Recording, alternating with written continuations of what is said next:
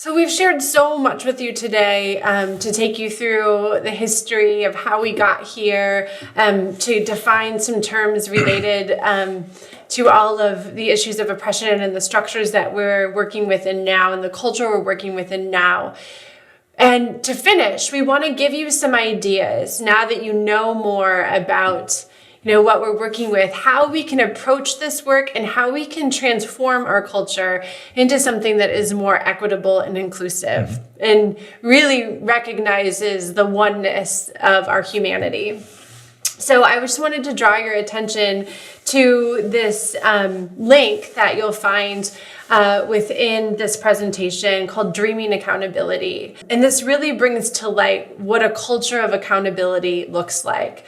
What if accountability was love? What if it was, instead of being something scary, it was something that we did out of love? And I really think in order to really create a world where we really are in a beloved community, in the words of Dr. Martin Luther King, where we really are respecting each other's humanity, we have to be able to be accountable and to show up in a transformational process of accountability. So just wanted to share that with you as a resource to invite you upon your continued journey of transformation. The 5 shifts also is another tool that you can use. We'll give you a little bit more information in a moment about the 5 shifts, but it's one of the tools that Star Commonwealth has used for a number of years. In this whole area of racial healing. Originally, there were 4 shifts. In the process of developing this more, Star added an additional shift that we really think works very well, not only in the area of racial healing, but also in everyday life as you interact with your family members or as a professional when you interact with your clients. So Albert Einstein, famous Dr. Albert Einstein, was trying to come up with a way to address the challenge of probability, and he realized one day that problems cannot be solved at the same level of awareness at which they were created. Hence, we need a new place to come from. And so you have to think differently, and the 5 shifts are a way of thinking differently. The first shift is material to spiritual. That's the pathway to human connection. And that's just looking at the world, stop viewing the world from a material frame and look at it from a spiritual frame. So begin to see people at a different level, not just as a gender or as a color, but get at those aspects of them that really make them human. The second shift that's really intrinsic to the personal transformational journey as well as the organizational transformational journey is moving from cognitive to affective. And really what this means is getting out of your head and into your heart. You've heard countless times throughout our time today, get at the feeling behind it. How are you feeling? How is the other person feeling? So really bringing in that heart-centered approach to all of this work, right? We're not going to think our way out of these issues of oppression. We're going to have to really come at it from an integrated space and bring our hearts along with us. So a quote that really encapsulates this, and what we get when we move out of our heads and into our hearts is compassion. To be in a space of compassion together. And so this comes from Pema Chodron. And what she says is compassion is not a relationship between the healer and the wounded. It's a relationship between equals. Only when we know our own darkness well can we be present with the darkness of others. Compassion becomes real when we recognize our shared humanity. The next shift is certainty to curiosity.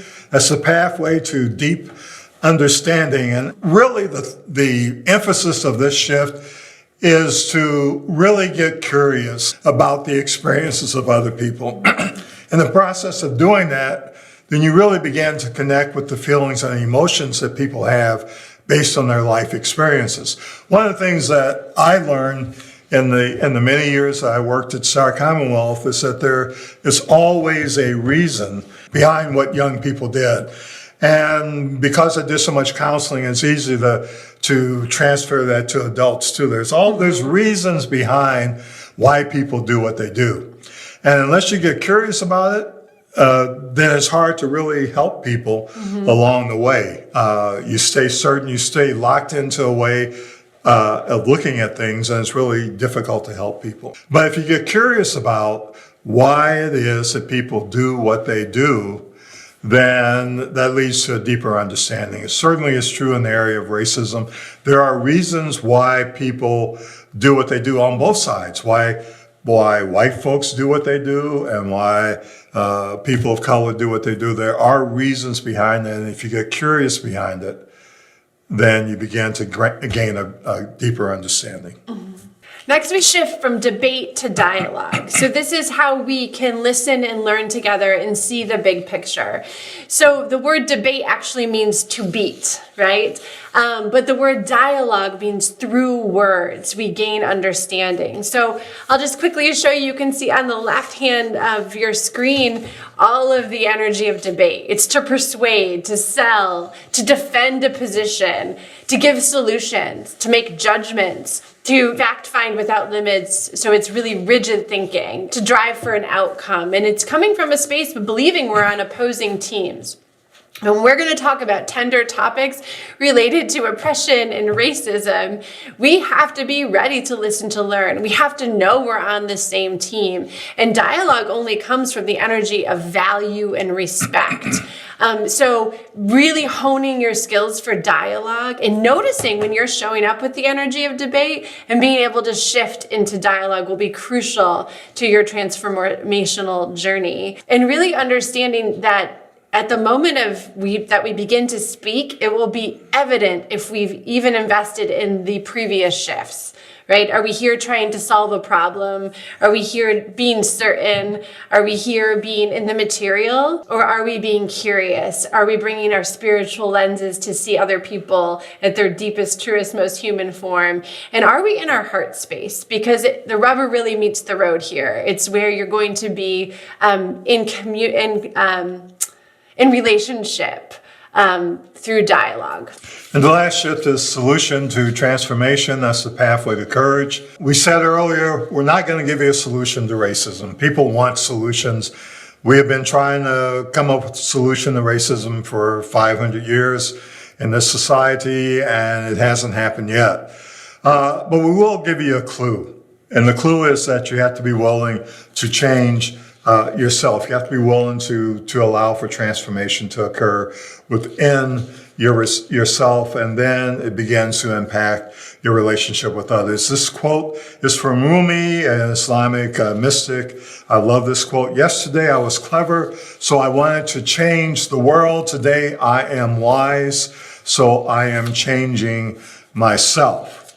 And so solution and transformation is that shift that it really includes the previous aspects of the previous four shifts, but ultimately is your willingness to change yourself and your outlook in life, especially when it comes to racism. We're in the process of really expanding our view of the five shifts.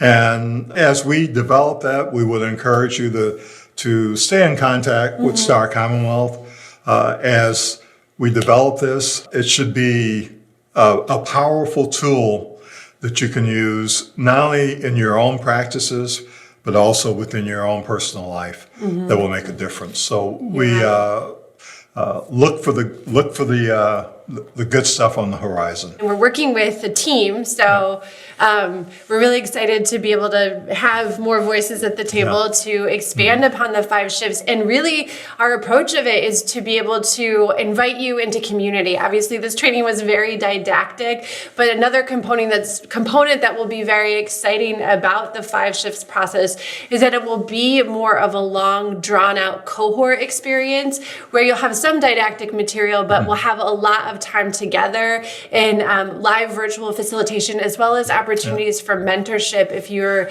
wanting to take the lead in holding and facilitating spaces and conversations, crucial and courageous conversations that really lead to healing around issues of racism and oppression.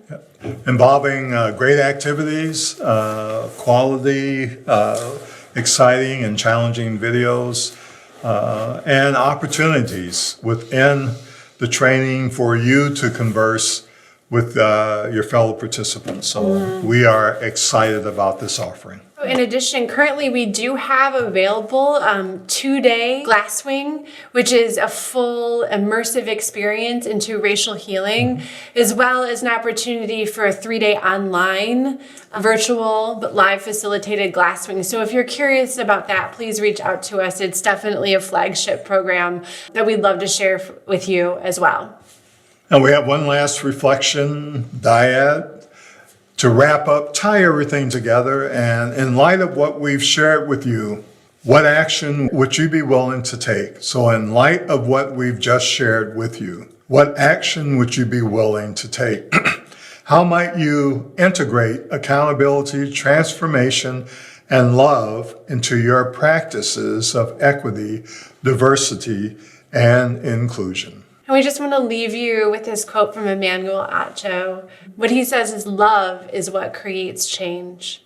So I just want to leave you with that, and thank you so much from the bottom of my heart for your time and attention. I really do believe it's people who enlist on their personal transformational journey that will really contribute to that ripple out effect to change our organizations, to change our society, and to create really a culture of love, compassion, and accountability. So thank you for taking a step in that journey today. The great writer Alice Walker says, "Thank you is the best prayer that anyone could say."